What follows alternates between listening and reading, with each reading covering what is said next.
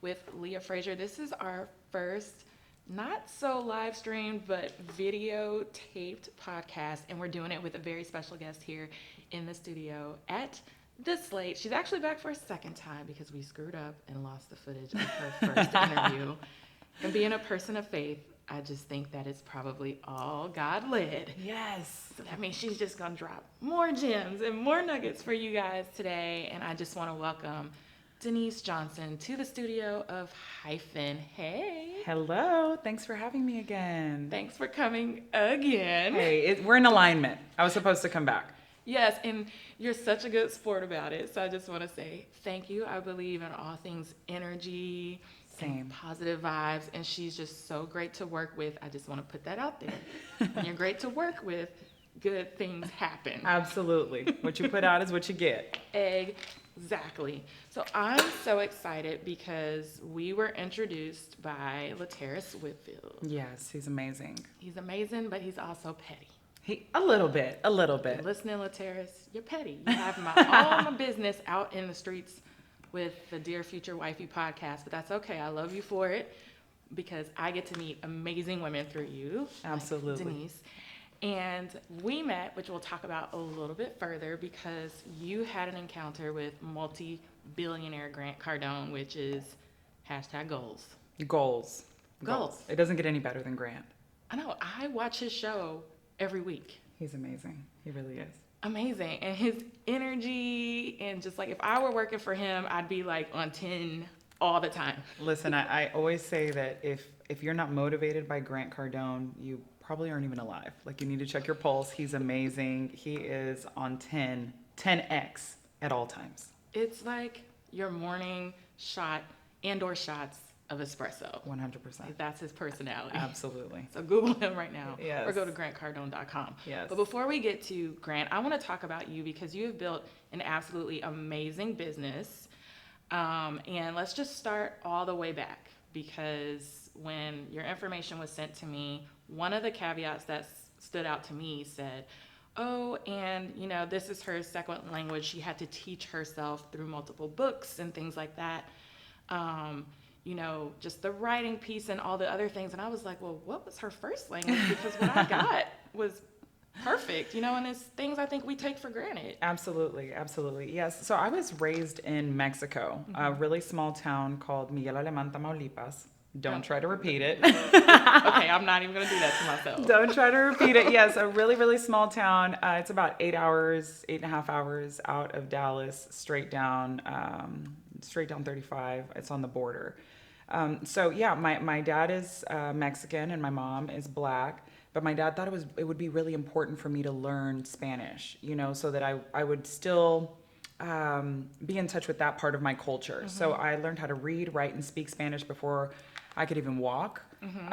And then when I came to the United States, I had to be in English as second language courses. I had to read books and watch different movies, just like any other immigrant. Usually They kind of just submerge themselves into, the American culture so that they can learn English. And so it was a journey. And believe it or not, still I'm 33. I'm in my Jesus year. And and oftentimes I will say things backwards because, Spanish is the reverse of English. And people will look at me like, did you do that on purpose? And I'm like, I'm not even thinking in English, So, yes, English is my second language. Do you ever go back?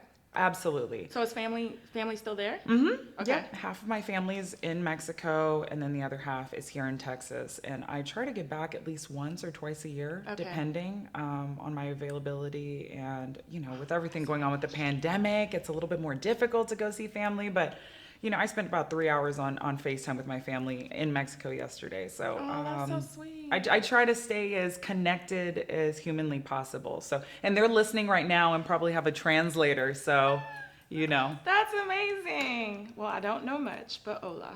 Yeah. Hola, ¿cómo están? Like, okay, sorry, DISD, you did what you could. It wasn't the best, but hola. Hola. Yes. So did you think, obviously you stayed relatively close to Texas.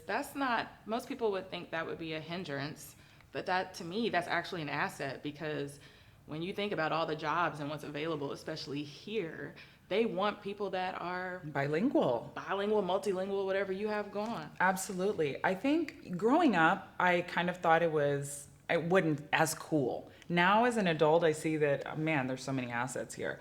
Career-wise, I've probably done everything under the sun, whether it be real estate, fast food, retail, corporate America. I worked at a bank. I was a teacher, and I didn't go to school, so why were they letting me teach? Well, she knows Spanish, and so I was teaching at private schools, Montessori schools, public schools, Awesome. and it really was an asset for me to, teach other children how to, be dual language students, so. That is amazing. So when you say you didn't go to school, what does that mean? Well, I didn't go to a prestigious school that I can say, Howard made me. I mean, girl, I want to bad to say Howard made me. You can still go online. I could, Go online. But I just didn't. I kind of just went directly into the workforce and just tried to get as much experience as possible. So I think for me, my biggest educator was my life experience. Right. So yeah, I really didn't shy away from one job or the next. I just knew that one position was going to open the door to the next one. So I would, I'm flipping burgers. That at a young age. Most people don't want to work. And I think too, generationally, I will put that out there too, that it's just depending on when you grew up. You're just a little bit different. Yeah. I don't care what they say. It's the truth. Yes. I'm not going to knock other generations. I'm not knocking you. Listen. But I'm next millennial. But I'm grateful. I think that it might be a personality trait. I'm not too sure, but I do think that I was always open to whatever God had for me, whatever the universe and the stars, if they were aligned, then I was aligned, and I was open to whatever was coming in my direction. So, if I was flipping burgers at Fuddruckers and somebody came in and said, hey, you know what? I think you'd be a really good teacher. And I'm like, you think I could be a teacher? Yeah, for sure. And I'm like, okay, well, let me get online and see what certifications I might need to start teaching, and so then that's how I kind of got into that. And then someone was like, you're kind of bossy. You might need to be like a banker or an attorney. And I'm like, okay, let me call Capital One and see what they talking about. And so that's just kind of how one door opened the next and the next. So I try to stay open and try not to get too attached to what I think success, happiness, or perfection looks like, so that I can be open to whatever my journey really is, because this isn't the end all be all. It's not. I'm so glad you said that, because sometimes when people, like, I was just like you, it was like attorney to fashion to stylist to, God, I don't even remember my own damn journey at this point. But like all these pivots, I hate that word, but all these little changes I made in the road. Yeah. And then the first thing out of people's mouths are, well, you're just all over the place. What do you say when people, Dennice, you're just all over the place? None of that makes sense. Thanks. It's called ADD. Like, it's wonderful. I think it's a blessing. And I think that no 2 days are the same. Yeah. And I'm grateful for that. Yeah. Right? So like I told you before, like I feel like when my feet hit the ground, like I really am like overwhelmed with gratitude, because I have another opportunity to be greater and to ascend to my highest self, right?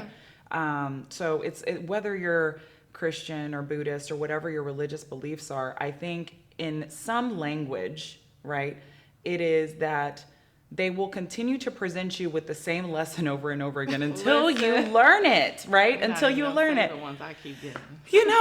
Like I'm tired. I am exhausted. It's like a video game. I wasn't really a big video game player. So if my brother's listening, I always cheated. Okay, Duck Hunt, I went right up to the screen and shot the ducks. I didn't play the game right. Okay, right. But if I were thinking about it in like Super Mario Brothers, absolutely, I want to get past whatever level. Like, get me to King Koopa.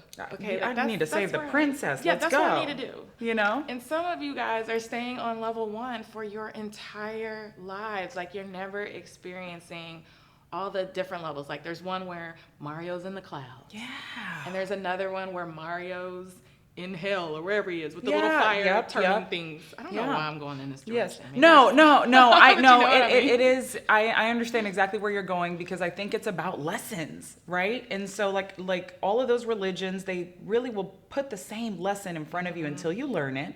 And then when you learn it, then you get to graduate to the next chapter, right? Just like in Mario, you go from level 1 to 2 to 3 until you get to 8, and then you eventually save her. And I don't know what happens after that, but once you another game is released, you're like, oh hell, I gotta not start all over again, not again. And then that goes to show you that it's the journey. Yeah. It is the journey. It's not. There's no destination for success or for happiness. Or for perfection. And just like in Mario or in any other game, they're going to release another version. So prepare yourself. It's all about preparation. And I like that you said preparation because as you go through each levels, you've acquired a certain skill set. Absolutely. So you get stronger each time. Now, again, I was the one, where's the cheat code book? Or like, can you Ain't no cheat code to life. Ain't no cheat code to life. No. So if you're one of those ones, which we all should be, right? Right. Each level, you've acquired a certain set of skills that makes you that more proficient to be able to get through it. So in your case, you've done all these things, whether it was the flipping burgers or it was the banking, and now it's like, you're your own boss and you've like married all of these things and you've built something incredibly beautiful. And I'm mortified. Why are you mortified? I just am. And I think it's normal to be anxious, to be fearful of the unknown sometimes. But I think it's important to test the depth of an ocean with both feet. So you just got to jump out there and be like, I'm going to do it. Yeah. The hell with it. Let's see what happens. And so, I mean, yes, I am an entrepreneur. I'm a business owner. And I'm passionate about a lot of different things, but I think that the driving factor there is that I already know that there's going to be, like you mentioned, peaks and valleys, twists and turns, and it's an emotional roller coaster, this entrepreneurship, and I'm prepared for it, and I'm excited for the ride, and I think that that's what makes this really, really a fun experience for me. And you have a great mindset about it. So before we get into your really unique and cool job that you have now, let's talk a little bit about that because everybody has their ways that they're reframing their thinking, training themselves. I know for me, I'm deep into meditation several times a day. Yes. But what are some of the things that you have done to stay in this state of mind where it's like, this is the journey? Listen, it was not easy. I've read every self-help book that you can think of. I am heavy. I cannot stress the heaviness of therapy. Ooh, therapy. Yes. I know that we don't talk about mental health enough, but that's something that I'm super passionate about. And I'm no stranger. Hopefully my therapist is listening to this, like, hey, I'm going to call you tomorrow at 3 p.m. Answer. And so, I'm heavy into therapy, journaling, meditating, working out, making sure that what I'm putting into my body is something that like is going to fuel me and not bring me down. Yeah. I've even tried like Reiki, and Reiki is... I'm getting my Reiki. For the first time? Training. Like I'm in meditation certification training right now. It'll be done in October. Let's go. Hashtag Black Girls Namaste. Okay. It's Come coming. on, sound bowls. Where are the sound bowls? Coming. Yes. And then as soon as I didn't want to pack on too much. So as soon as I get done with that, then I'm going into Reiki training. So I'm very excited about that. I'm excited for you. And I will be one of your firsts. I promise. I do. I have to. It's so funny because they're like, you have to hold a class and test the class. And you've got to, test it on many students. Yeah. And so I'm like, oh, that just makes me nervous because people see me one way and they know I do it. But to like lead them, that's a whole nother responsibility. Oh, man. I think it is, everyone's journey is their own. So I don't want anyone to judge you or judge me for our individual journeys. It has helped me. But I had to start opening myself up to different methods. Yeah. It wasn't just traditional therapy where I'm calling my therapist or going into an office and venting. I've done light therapy, color therapy, Reiki. I mean, I really am trying to open my mind to anything that is going to help me become the best version of myself possible. Right. And I think it's important. I think a lot of people move through life and you're so closed off and no one's telling you to believe one thing or the other. That's not what I'm saying. sometimes I just say, sit back and ask yourself why. Just ask yourself why. Yeah. Why do I believe this thing? Yes. Why do I believe this about myself? Come on. Why am I moving in XYZ direction? Like, Yes. who told me to do that? Because for some of us, I know for me, I'm the first entrepreneur in my family. Okay. No one understood me. Right. If I were to go in the direction of sameness and likeness, I wouldn't be where, and didn't ask why. Right. Well, why do I need to think like that? Or who taught me to have this aversion to money? So it took years of money mindset training to attract the type of money and to voice my value and to attract the wealth that I wanted to see, because no one before me asked why. Come on. You know what I mean? Come on. And it's okay. People think like the moment you ask why, your whole world's gonna come crashing in and you're gonna have a little Nas X like straight to hell situation. And that is not it at all. I know it, man. I think that we should encourage future generations, our children, to question everything. I'm your mom, but I still want you to question it. You know, I'm going to try to keep you within these parameters. I do want you to color inside these lines because I don't want you to die and you know, like the very serious stuff. But I really want my children to find their individuality, find their voice, find what makes them happy, right? I don't want to tell them who they need to be. And you know, older generations, and this is no offense to them, they didn't have the resources that we had. They grew up because the generation prior to them did the best that they knew how, right?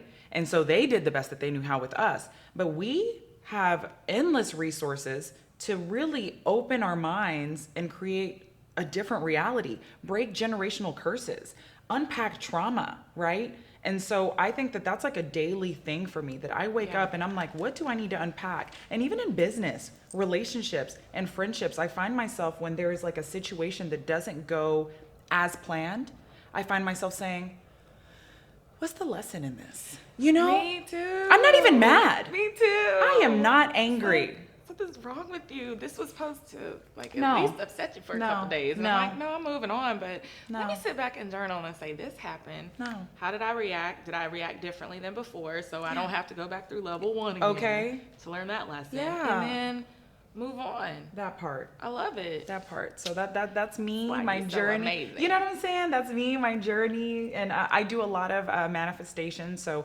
before I leave my bedroom, I have a whiteboard, like a sticky whiteboard that goes all the way up and down my door. And I just make sure that I affirm who I am.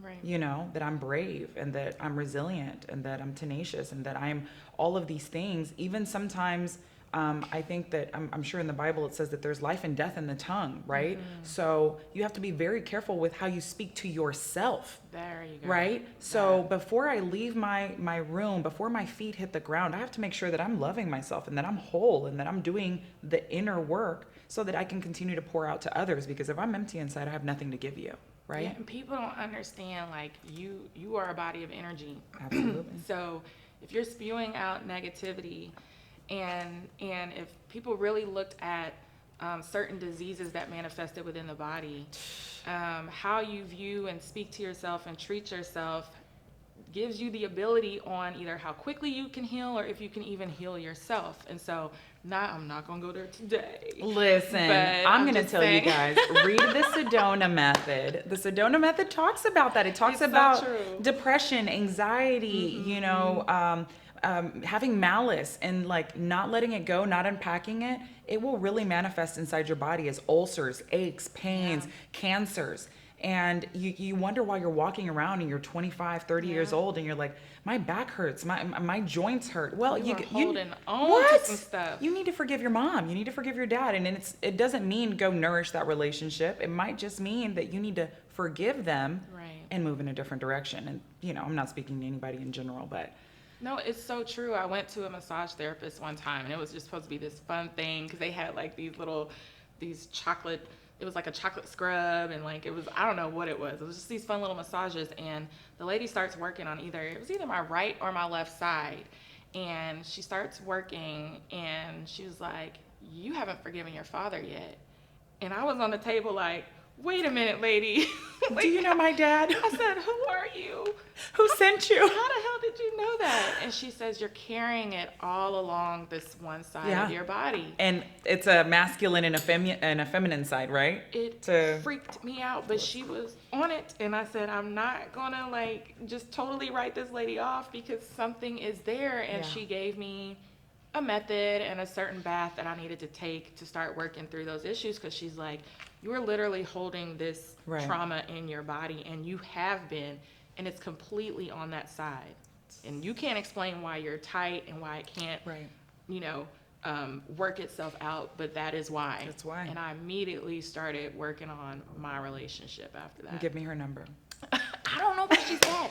It was at Vivian's Spa off of Greenville Ave. That's it. I'm a private investigator on the weekends. I'll find her. I was like, who was this woman? But it's so entirely true. And then when you talked about the things that you eat too, I noticed that in the mornings, the only thing that I just have this shake. It's like spinach and kale and carrots and apples, and it's all healthy, ginger, turmeric. I put all, and it sounds disgusting, but it's so good. Right. I work that through my body the first part of the day, and I can think clear, the clarity, it's not foggy. So, and I'm not the best. I mean, I'm getting better, but it's so true that all of these things affect the way you live and think. And if most of you guys are small business owners and entrepreneurs, you have to think about these things. Yes. You have to. Every little thing matters. Everything. It Everything. matters. Don't just think about the big picture. The little things work as well. Yeah, the affirmations. We had Johnny Pardo on a couple of seasons ago, and he talked about the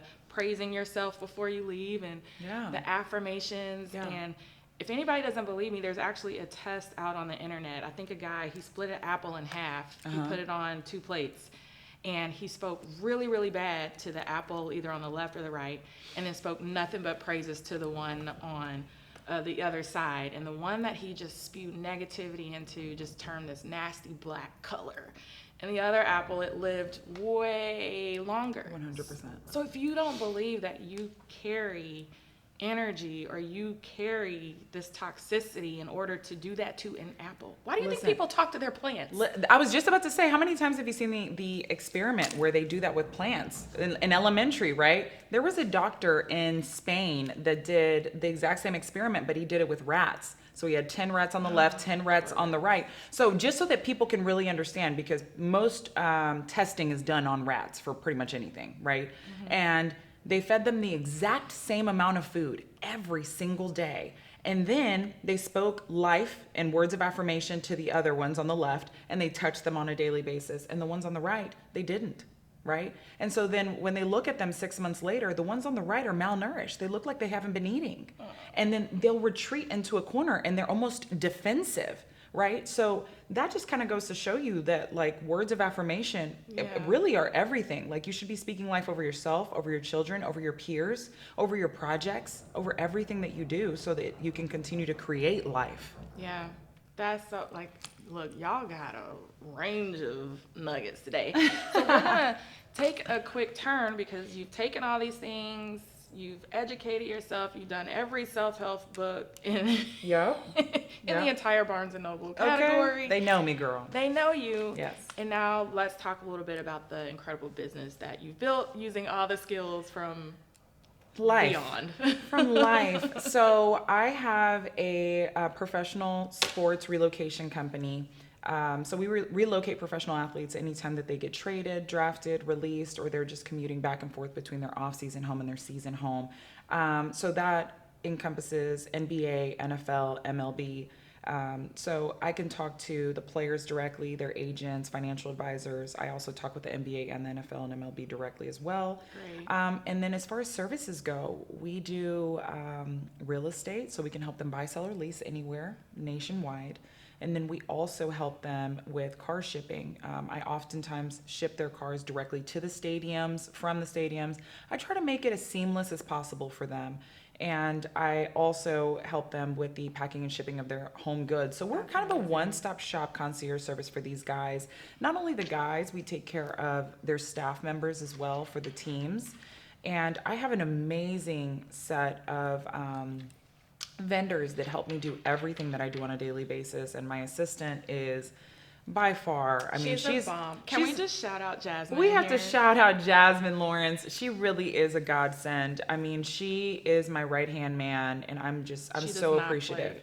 Leah, where are Denise's questions?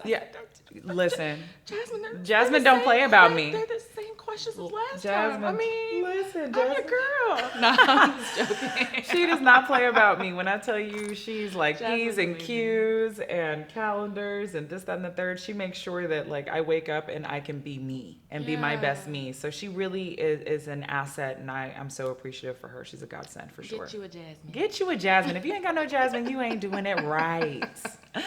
And she gonna take care of her because she don't want her to get scooped. You know what I'm saying? So we're not mentioning her last name because we don't want y'all. Right. To I don't have to send the goons. Yeah. Right. So that's an amazing business that you've built. Now tell me, like, were you just sitting at the boardroom table and put all these pieces together, or did they kind of like because who builds something like that?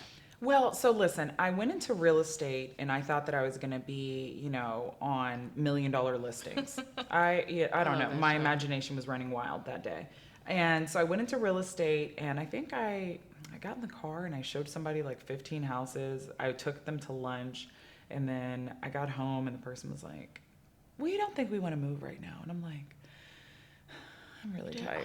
I did all that. What do you mean you don't want to move?" I'm like, at this point, we're moving in together. Like, what do you mean? And so I did that for a bit, and then I was working for this boutique brokerage firm here in Dallas, and they were doing a bit of relocating themselves, but I kind of wanted to reinvent the wheel per se, right? So I felt like there was a way to do it where we were working smarter and not harder. Maybe a more efficient way. Mm-hmm. And so when I left that company, I started to kind of put a pen to pad and start to try to brainstorm what it would look like if I created an app that could make this happen faster. I researched the market to see if anything like this existed, and it didn't. And so that's kind of when my wheels started spinning, and I was like, you know what? I would be the only woman in this space, the only minority in this space, and the only person with an app in this space. This is pretty powerful. I think I might be onto something. And so, for anybody listening, I don't want it to seem like I started doing that and then it happened, because it didn't. Rome was definitely not built in a day. I've been working on that app for 4 years, and it's just now going to come out in May. I'm so excited. I'm going to be on the floor in the fetal position crying when it comes out. Now, can we say something though? Like, in developing this app though, it's a very niche audience. Yes. It's not like you said, this is for everybody. Right. I do eventually, once, I get my niche, I do eventually want to market it to everybody, because I think everyone should have this type of resource at their fingertips. Like, hey, I need to move. Boom. We are in an ego-driven, I need to stunt and do some clout stuff for the gram. You're the perfect company for that. I did my app, and look, she's shipping my car. She's packing my things. From Dallas to Arlington. Period. And we got you. She put my kids in school. Yes, I put up their Christmas tree. I made sure everything was perfect. Yeah, so that's what we like to do at Hyphen. I think one of our biggest objectives is to make sure that we prioritize your peace of mind, your privacy, and to make sure that the move is seamless and, that you're not stressed. Now, I know this is cliche for me to say, but I just kind of don't care. This is kind of like the Super Bowl of businesses, right? Yes. Because you are reaching out to the untouchable. Right. The athletes, the pro athletes. So at any point in time, did you kind of shirk back and say, I can't do this? How do you develop a network like that? Like, it's crazy. Listen, like I told you before this started, I am nervous. My palms are sweating. My knees are weak. Mom's spaghetti, or whatever Eminem said. I just am. I'm just one of those people that I get very anxious and very nervous and fearful, but I just kind of jump out there. So, I would see guys, like players that I would recognize maybe eating out by themselves. And I'll tell you, I'm not going to mention his name, but I ran into this guy and he was eating wings by himself at a restaurant. And I walked up to him and I was like, hey, I read an article saying that you're going to be moving, that you're not going to be playing for the Cowboys much longer. So I was just wondering if I could help you. And I put my card on the table and he just looked at me. He was like, do you see that I'm eating? And I was like, girl, like all of the blood rushed to my cheeks and I was mortified, oh my God, I'm so sorry. He was by himself, so I didn't think that I was rude, but granted, he was eating. So I apologized and I excused myself. And about 30 minutes later, he came up to me and he was like, hey, yeah, I'd love to talk to you. And then he kind of, he was way nicer the second. Maybe he just needed to eat his wings. He needed a Snickers. I don't know. A Kit Kat. I just posted something on Instagram about how I get when I don't eat. So like, I mean, that could be it. Yeah, that's what it was. That's what it was. And so that's really what it took. Like me doing stuff like that, and then maybe feeling embarrassed, and then saying, you know what, the next time I'm still not going to care. I can't. Because that one crippled me. I'm not going to lie. I went home. I was really embarrassed. But not a lot of people would do that. That first slap, and they would never do it again. Listen, I'm not going to lie. I don't know. I'd probably sit still for a couple months and be like, oh, that hurt. Oh, no, it definitely was a gut punch. It was a gut punch. And he's still playing in the league now. And, he, I don't know if he's listening to this or not. But he really, I think I needed that. I needed to take it on the chin like that, so that when I move forward, that I'm like, okay, no, that's not going to faze me. Are you an athlete? I played a little bit. I'm 5'10". Like, you have an athlete's mindset too. Yes. So like, I'm a basketball player, so you're like, take it on the chin. Take we it on take the a chin. lot of elbows, and I've had literal horns coming out of my head from going back up under the basket. Part. I think I might still have a scab on my knee from the last time I played sand volleyball, and that was just recreational. But I was like screaming at people, and I was like, I need to control myself. Like, why do I care so much? This is for fun, but it's not for me. Good. So yeah, I think that's how I kind of built. My clientele is just kind of jumping out there, reaching out to the guys directly, meeting them in person, and then just trying to build a rapport with them where they kind of feel like, okay, this girl cares. She's treating me like family. She's giving me this red carpet, white glove service. Yeah. So I'm just going to refer her to my teammates. And so that is how we've slowly but surely built up our clientele. That's amazing. And then you built the team, or when you first reached out to him while he was eating his wings, look, this was just like where was he eating wings? What kind? I know. Did you have other folks helping you, or were you all by yourself at that point? Oh no, I was by myself. Oh my God. I was by myself. Like I didn't have anybody to even call to like cry and complain about it. I just was like, okay, like maybe did you call do me. the standard startup language where we use we and us, and really at home is just you? Yeah, where you're lying. Let me tell you. It's not lying in your head. You are manifesting your team. No, for all the entrepreneurs out there, I need you to understand a few things. Before these podcasts, these magazine articles, these offices, these flights, or whatever you guys think that you see, I need you to understand that I had a call one time where there was a team. I don't remember if it was the Cavaliers or I can't remember, but I had a call where I was at home, and they were like, hey, they didn't call me, but they had called one of my assistants at the time. This was a while ago. And they were like, hey, can we speak to Dennice? And they were like, yes, let's put you on hold. And they just muted their cell phone. And we were looking at each other, and we're like, so how long should we wait? Should we wait a minute, or should we wait 2? I'm like, we should really come up with like waiting music. So they're like, everybody does it. I'm like, you gotta fake it till you make it. My business coach, hope she doesn't listen to this or watch this, but when I went to her conference, this was before I hired her, so I was just, you know how they upsell you. Then they upsell you again, right. And then before you know it, you're like into like this $25,000, $50,000 package, whatever. And so she gives us this playbook, and she's like, look, as you're reaching out to these people to like speak or do X, Y, and Z, make the email come from like, it's still you, but maybe it's Amber at think3media.com. Listen. And it just does better if it doesn't look like it's coming from you asking to speak at XYZ conference, but it's you. Listen, I'm here. I understand. I've literally done the same thing. I've acted like somebody was, going up to the 25th floor of our all glass office, and we're really sitting at the same Starbucks together. And I'm like, hey, sorry it took me so long. I was on another call. I was very, very busy. Did I hear somebody just order a latte? I'm like, don't worry about that. That's my 7th assistant. Don't worry. We have baristas here. You know what I'm saying? We have baristas here at Hyphen. Yes. So that was the beginning of Hyphen. And, awesome. So we come from humble beginnings, but our heart is pure and our work is great. So that's amazing. And like, I love the fact, just female-led in this space. Woman of color, like just amazing, just breaking down barriers. And then So I want to talk to the juicy part. Okay. Because obviously you're rocking and rolling along, and then after you reach a certain point, like most entrepreneurs do, where we're like, okay, let's talk about scaling this thing. Yes, yes. Which is scary. Mm-hmm. So how did that manifest itself? Oh my God, girl. So like I said before, I'm one of those people that likes to read self-help books so that I can advance in every aspect of my life. And so I was looking for a business book that I was like, what's going to put some fire up under my butt so that I can really get going? And I came across Grant Cardone's 10X rule.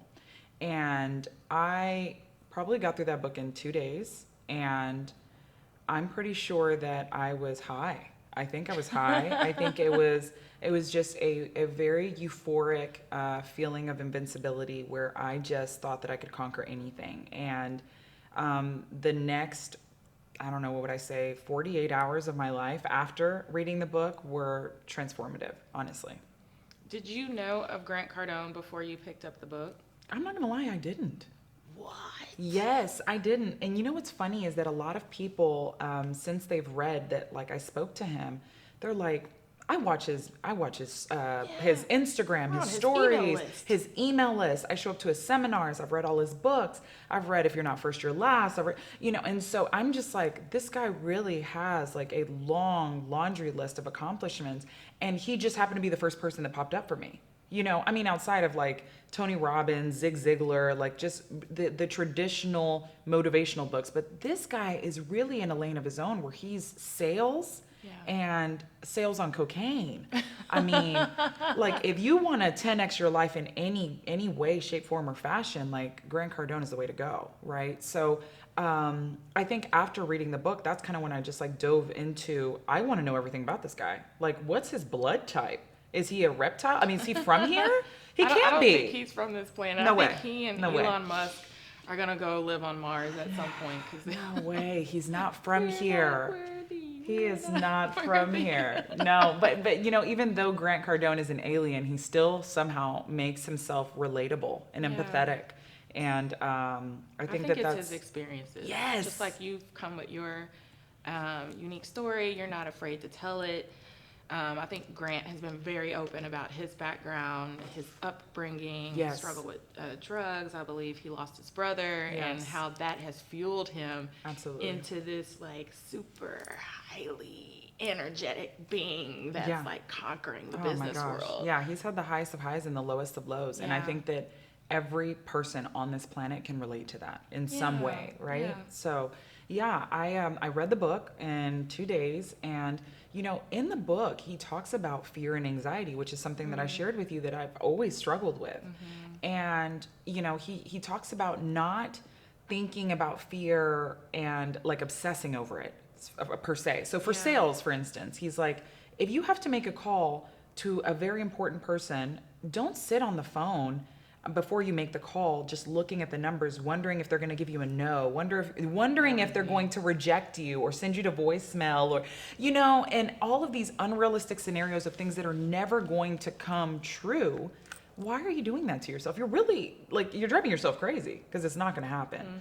And so I finished the book and I was like, did he just tell me to call him? I think he did. And obviously he didn't. It doesn't say call Grant Cardone today. The book spoke to you. But girl, it spoke to me in ways that I don't think that I've ever been motivated before, in this realm, right? So I went to Google like any other normal stalker, and I Googled Grant Cardone's office, and I was like, hello? Hello. And so, I wanted to talk to Grant, and the guy answers the phone and you can hear the chatter in the background, and it's just, it's a call center. The call center that I just lied about that I have, where you're going up to the 25th floor. It's a real call center. It's a real one, because he's a real billionaire. Okay. And so, this guy answers the phone and he's like, hey, Grant Cardone's office, how can I help you? And I was like, hey, can I talk to Grant? Like, just very casual. The guy's like, hey, so he's not in town, for starters. Secondly, the guy's, his time is money, right? So I can put you on a wait list. And so he kind of gives me this long spiel of like, it's not going to happen, girl. Like, let me see what I can do for you. But, and I was like, listen, my name is Dennice Johnson. I have a sports relocation company. I'm not really trying to take too much of his time, but if he would I just want to talk to him. I need to scale my business and he's the guy. Right. Like, I just read his book. He's the guy. Yeah. And within 24 hours, I'm not going to lie to you, I had an email from his personal assistant and she was like, Grant wants to talk to you. And I was like, oh my God. And I think it took me back for a second, but for all of the people that are listening that do know what manifestation looks like, a part of me wasn't surprised. Yeah. I just, because I really, you know, even in the Bible it says, you know, if you confess with your mouth and believe, then it will come to pass. I really believed it for some reason. Yeah. That's why there was no fear behind the phone call. There was no disappointment behind the guy saying, I'll see what I can do.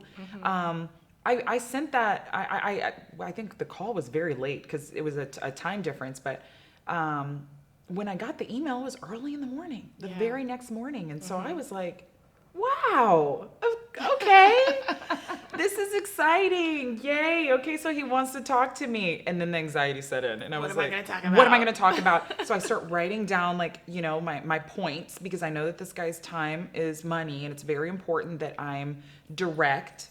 And, you know, the next 20 minutes really changed my life afterwards. So let's get into some of the nuts and bolts. Like, what all did you guys talk about? Like, how was it? Oh my gosh. Well, so he started with, you know, he's like looking at my Instagram, he's looking at my Facebook, he's looking at all of my social media, he's looking at my website, and he's like, okay, looking at your website, this is what I would change. But the guy's moving 1,000,000 miles per hour. I'm telling you, so just a flashback to Undercover Billionaire, which is on Discovery TV. Yes. The last couple of episodes, he's going in and creating this marketing company in Pueblo. They don't know Grant is Grant. Right. But it's these kids, you know, like they're probably in their mid-20s or whatever, and he's just shooting directions at him. And the girls, they get him in the confessional, and they're like, he just talks so fast. And he's very forceful, and he knows what he wants, and you could just see them like deer in the headlights, like what just lightning speed, what the hell just happened? Yeah, and that you just described it, lightning speed. He's talking so fast that you're almost like, okay, I have to make the best of this moment. And so I'm writing notes as fast as I can. My assistant is writing her notes as fast as she can, and I'm thinking like he's only going to give me 2 or 3 minutes of his day. Well, we're on the phone for like 15, 20 minutes, and it really was a complete game changer for me because he broke down my website, my pay structure, the way that the business is set up. I mean, just everything about it, like the demographic. Like, Dennice, why are you pigeonholing yourself? Why are you only working with athletes? Like, I understand that's your bread and butter, but like, how much money do you want to make this year? And he is a master at real estate. Yes. So like that was a clutch. Yes. That's some clutch insight. Yes. I almost think that, I don't know what Grant's middle name is, but I'm sure it's like Grant Scale It Cardone because his mind only works in terms of scaling and blowing it up, right? And being fearless in that. And so I think when he like dismantled my company, I was like, oh my God, am I not onto something? He's like, no, but this is great. This is great. What you're doing is great. You just need to make these adjustments and whatever goal you have. And I was like, well, I think it'd be great if I could make 5 million this year. And he was like, okay, so what I need you to do is I need you to write $100 million. And I'm like, what? And then I realized that the reason that he is a billionaire is because he writes down his goals every single day, and he makes sure that these goals seem somewhat astronomical or unattainable. And if we do the same thing, then that gives us a motive. It gives us a reason to want to wake up in the morning and to work harder. And so, you know, if I set a goal that I want to make X amount of money by the end of the year, or that I want to work with X amount of players, or what have you, it doesn't have to be monetary. Whatever your goals are, if you set them and then you achieve them at the end of the year or whatever the time frame is, you're like, whew, now what? Now Gives what? you something to grow into. Yes. If they're too easy, you're not growing. Yeah. You're just checking it off the list and whatever. You're not acquiring a new skill set. You're not going over a hurdle. You're not conquering a fear. You're just playing it safe. But to put a number, like I would have been shaking with 1, 0, 0, and then I've been looking at my assistant like, is this fool crazy? I'm like, $100 million. And then, he laughs because it's like, how do you think you're going to get there? And I'm like, I have no clue. Good. Figure it out, love it. And so that kind of just put a fire up under me where I'm just like, okay, how am I going to get to $100 million? Right. And I'm open to everything like we spoke about earlier. Like I'm open to whatever opportunities come in my direction. And I'm open to the journey to 100 million. And I'm pretty sure that on the other end, Grant probably could feel that and kind of pouring into a person he knows is going to take like that little mustard seed and just blow They know. it up. They he know. knows. They yeah, know. he They was know. like, this Yeah. chick And this isn't call just center. yes. Grant, this girl just called and thought she was gonna get you on the phone. Well, first of all, that's laughable. Yeah. But second of all, like she seems like she's very persistent. Like she seems like she's going to call every day. So do you just want to get her out of the way just now? go ahead and give her 5 minutes. Hey, and what I'm grateful for is that out of that, I probably have spoken to his assistant, I don't know, a good 15, 20 times since then. Yeah. Like it wasn't like a conversation that I just had with Grant. I mean, she checks on me on a daily, if not That's amazing. weekly basis Yeah. to make sure that I'm heading in the right direction. She'll call some days on FaceTime while she's in Grant's office and say, hey, just calling to see if you're any closer to $100 million. I'm like, Girl, he is ready to put you on that jet, and you're gonna be the poster child for my all of his God. 10X conferences at that Listen, moment. and I would be grateful for it because I think that people really should start investing in themselves. If you have any money to invest in a business, I probably would start first with investing in yourself, whether it be a book, a seminar, a workshop, or something of the sort, so that you can get a mentor to kind of guide you in the right direction. Because sometimes when you're talking to your peers, and no offense to any of our peers, but they haven't walked a mile in our shoes and they might not have the same vision that we have. So I need to start surrounding myself with people that I feel like are going to take me to the next level and that are going to teach me something new and expose me to different things. So I think that that's why I'm grateful for Grant Cardone and his assistant Annie. She's amazing. They really pour into me and they've been a blessing, and I'm grateful because it really has changed my entire view on business and life even, so. And I will say, we must remove the stigma from the word investment as well. Yeah. For some reason, somewhere along the line, we've attached like this heavy burden Yes. that I've got to sacrifice or give something up if I'm making an investment. And actually, it's an opportunity. It's an opportunity for growth. It's such a positive thing. Yes. And if people only knew, Grant was giving away the book for free and he still does. I think On he's Clubhouse, still, right? On Sometimes? Clubhouse. Yes. I ordered mine from Clubhouse. Yeah. But I was already on Grant's list for years. Here, take my money. Yeah. And then his 10X conference just to go for all those days was only $97. So if Yes. you're like, Leah, 97 means a lot to me. Well, can you, what? Because we all racked up subscriptions during COVID, okay? Right. Get rid of HBO Max. Hulu. Get rid of Hulu. Netflix. Sling. We're gonna name all of them. Yeah. Once you get rid of all of them, there's your $97, and Right. it'll be the best 97 that you've ever spent. He did free Facebook private communities where he logged on live Yes. every single week leading up to the 10X conference, Yeah. just to pour into people. So it's just a matter of being very resilient like you, Dennice, and saying, where's the information that I need, and I'm going to get it at whatever cost. Whatever cost. And sometimes it don't even cost. You're just not spending your time to go find it. Everything costs though, right? That like Costs you you your just- time. It costs you your time, or even like you said, $97. But I think nothing comes without a little bit of work or effort, right? Because like I said, Rome wasn't built in a day. So why do you think that your dreams and aspirations are just going to come to fruition because you have a magic genie in the closet or something? It just doesn't work like that, right? I was just sharing with a friend of mine that even in relationships, regular relationships, back in the day, what would they say? I'll give your dad 15 goats for your hand. Yes, the dowry. You know what I'm saying? Like that's what it was. And even now in relationships, Or I don't like that goat. I don't like that You have to goat. go out and you have to work your butt off. Yes. And you have to go find the goat or find whatever. And that's it for a is. relationship. Right. That's for a relationship. And even in 2021, there's still sacrifices that need to be made, right? Like, so that I'm pouring into you and you're pouring into me before we move forward in any direction. And so whether it's a relationship, friendship, or business, I think that you should prepare yourself, properly, because there is going to be some work and Yeah. it's going to be fine. And look at you. You jumped in. Now you have this incredible relationship. And I'm so excited to see your business grow. Yes. To see, like, look, just text me when the 100 million hits so we can come back and say, like, yo, y'all, she did it. She did it. And she did it. We'll see you on the 10X stage. Yes, and yes. It's just, that's an amazing, like, if you think about it, and I'm not sure if you have, like, it's very rare that anybody would have that experience. Like, this is a once in a lifetime deal. It is. That happened. It is. I think that, and this is going to sound weird, but I manifest a lot of things. Like, you know, like when you're at a concert and they're like, we're going to pick one person out of the... That's you. It's always me. It's always me. I'm at a Cumbia Kings concert and they're like, hey, you girl with the curly hair, come up here and dance with us. And I'm like, oh my God, the Cumbia Kings, they're with Selena. Oh, and I'm up there like salsa dancing my life away. I go on vacation and they're like, we're going to pick one person to be in David Copperfield's his magic show. It's me. Every time. And so, like I said, I think that like a part of me is just not surprised. I'm thankful, but I'm not surprised, because once you start expecting certain things, the universe, God, everything aligns and makes sure that you get exactly what it is that you're expecting. And I expect nothing but abundance and love in my life.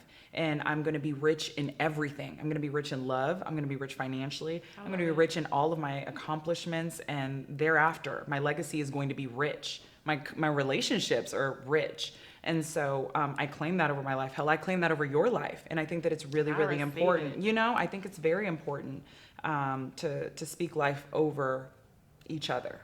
Well, you were that one that always got picked. For me, it was the cakewalk. So I knew anytime I went to the carnival and did the cakewalk, I was winning the cake. I won every single time. So if that's the way I can just do this similarity. Come on, cakewalk. Just why I can't get rid of. I'm trying Yes. to get rid of the sugar. I just can't. Let's do it. But yeah, cakewalk for me, Cumbia Kings for you. Hey. It's all good. Yes. So let's talk just briefly future. Like, where do you think, you talked about the app that's coming out very soon. Yes. So what else? Okay, so I have the app coming out in May, so you guys have to look out for that. It'll be called We Hyphen. We go by hyphen, so DBA is hyphen for all you entrepreneurs out there. And I also was playing with the idea, don't quote me, but maybe the listeners can keep me accountable. I really want to start a podcast where I talk about mental health. Yes. It is something that I feel like we don't normalize enough.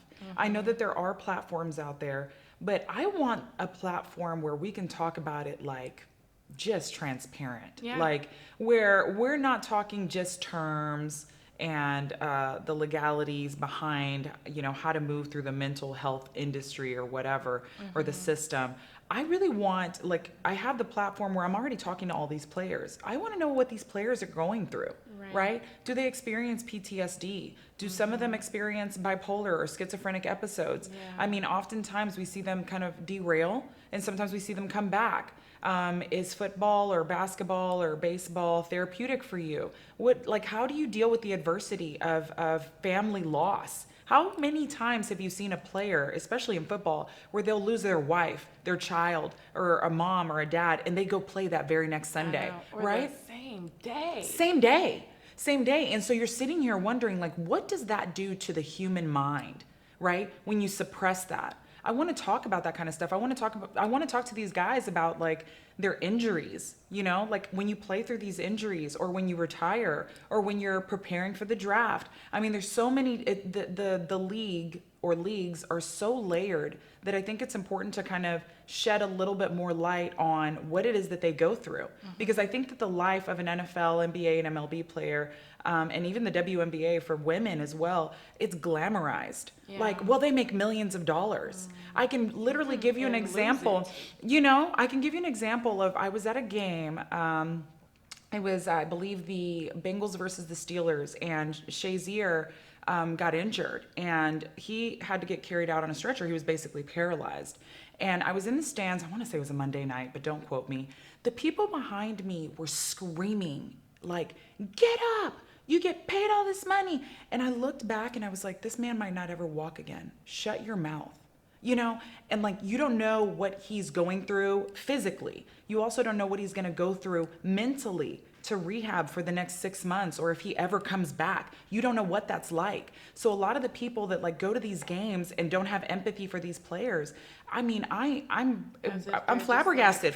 I really am. Yes. Yes. Crazy. They get paid a lot of money, and I don't even think it's enough, to be honest. Yeah. Not for what they're putting their bodies through physically and emotionally, right? And so I really I think you should do it. I really want to. It's something that I'm passionate about. It's something that me and my family have experienced, you know, and honestly, like, you might look for it this summer. Like, I'm going to start looking into it. And I already have the pool. I It's do. not like you're going to have to go out and put out a request. Like, I need No, people to come out. You no. already I have already people to got, start with. yes, I already got the players, and I think I have some people in mind that I'd like to interview, because I think that there's some guys that are in the league that you're just like, they're not experiencing anything, and everybody is fighting a battle that you don't see. And so I think it's important to talk about that kind of stuff. And I also eventually want to like branch out and talk to military people. You know, the military, oh my God, I know. they're really putting their lives on the line, and no one Then wants they to. come back What? and they're homeless and you don't have their benefits set up, and No, they don't have It's enough terrible. resources. They don't have enough resources. And so I really, really want to start shedding a light on that and giving them a platform where they can just be themselves and just talk, you know? So think you that's should something do that it. I want to do. That's like a passion project of should mine. do it. So I'm just saying, I'm going to shout out Dennice Johnson, my dear friend. power hands. Come on, power hands. Yeah, she had an event.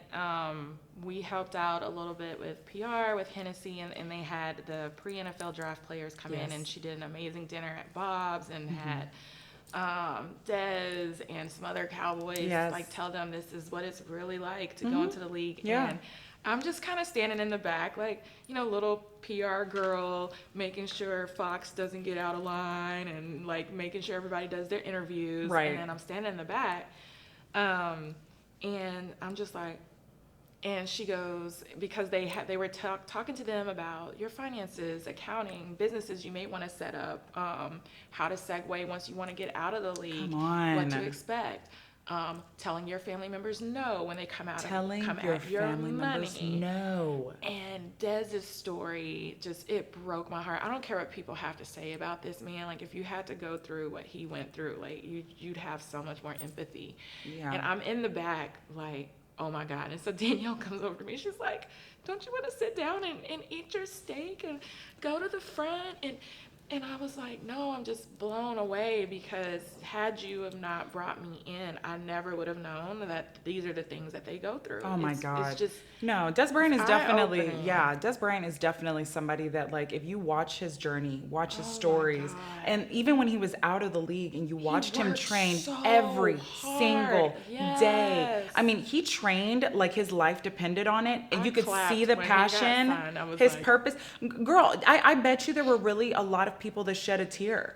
Because, I mean, I live in Dallas. I'm from Dallas. I live very, very close to SMU. So, like, being in the vicinity of where Dez is, like, working like a dog to get back in the league. And then also, once he gets back in the league, using his platform in a positive manner to, like, encourage other people. And he's an advocate, I think, about mental health and like, how the players should carry themselves and how, like, the media views them. And I think that that's super important. Like, Des Bryant is somebody that I probably would really want to talk to, because he really is, I think he's a force to be reckoned with. And I think that once he does decide to go back into this next season or retire or do whatever, he is going to be, like, resilient. He's amazing. He's I'm amazing. just saying. So all that to say, as a layperson that didn't know, it was just a great opportunity to work with Danielle and Hennessy and some of the players. It's very much needed. Absolutely. So I'm just going to tell you to do it. I'm going to do it. I'm going to do it, guys. We'll I'm let gonna you do a commercial here Yes. to promote. Yes. And we'll be subscribing and listening. But wrapping up, how can we tell people to follow you in your incredible journey with Hyphen? All right, guys. If you've been listening, my name is Dennice Johnson, owner of Hyphen. We are a pro sports relocation team of people that can do anything for you guys. So if you guys need to contact us, make sure that you go to we-hyphen.com, or if you want to call or text us, you can do that as well at 469-491-9877. Our Instagram, Twitter, Facebook, everything is we-hyphen. And if you guys want to be nosy, I am Dennice, DENNICE _ Johnson. I'm not very active on social media, but I am active on my story, so you guys can go be I think nosy you've been there. doing great lately. I'm trying. I like the I videos. really The am. videos have been fun. You know, I try to be interactive with, Yes. with my fans, all 12 of them. They're all clapping. Subscribe below. Click the link below. She's doing a great job. Follow her on social media, you guys. You're going to want to share this one out, and you're going to want to support Hyphen and all that they do. And Dennice is just the ultimate badass, and we need to make sure that she hits that 100 million. And we know she's sending this one back to Grant, so I need all of you guys to go out and get the 10X Rule. It is an incredible book. Watch him on Discovery TV's Undercover Billionaire is absolutely life-changing. You know what to do. Subscribe, rate, review this podcast. Send me a message if you have something sweet you want to send to Dennice, Leah at think3media.com, and until next time.